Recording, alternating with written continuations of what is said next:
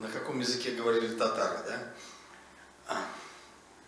Дело в том, что вот мы привыкли, что у нас как бы один язык, да, то есть мы на этом языке учимся в школе, говорим на улице, с радио, телевидения, везде один и тот же язык, более-менее, да, но если только не, допустим, есть диалектные какие-то особенности, кто-то акает, кто-то окает, хотя это сейчас в городах уже все смешивается, или гэкает, допустим, это какой-нибудь южанин, да, из Краснодарского края, по-украински, да, но в средние века совсем не так.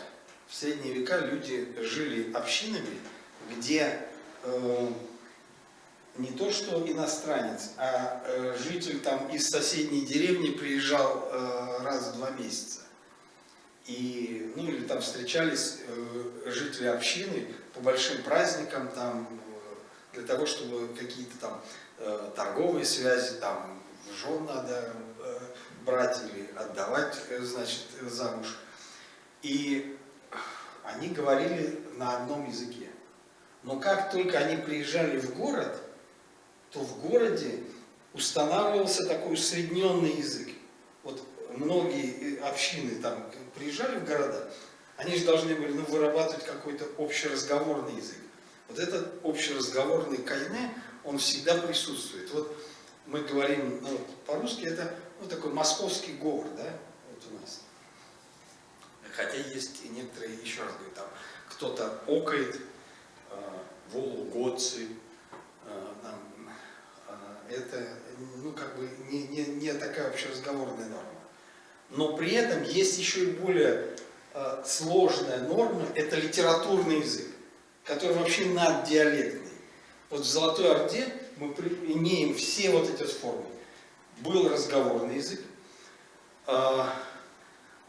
мы его плохо знаем, потому что он не был записан. Но у нас есть язык, на котором говорили на базаре.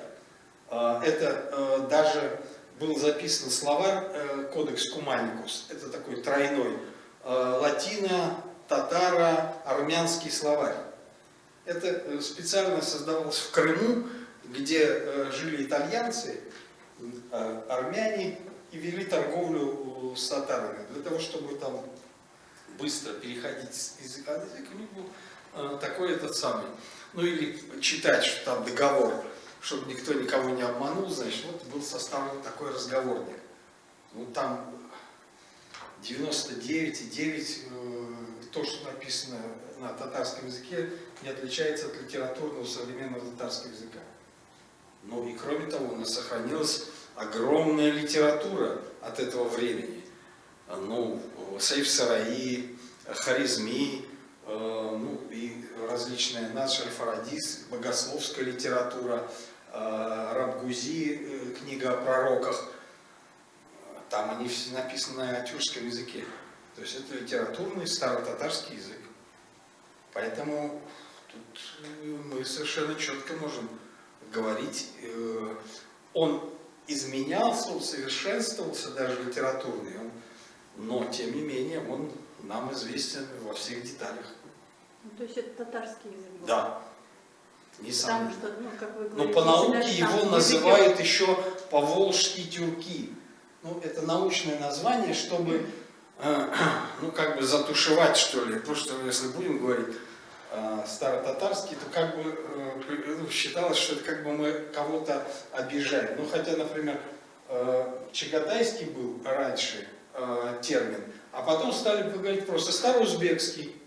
И все, и никого никак не камышет. То есть, поэтому я считаю, что в поволжской тюрки мы должны не называть старотатарский. Он и есть старотатарский, это наш литературный язык.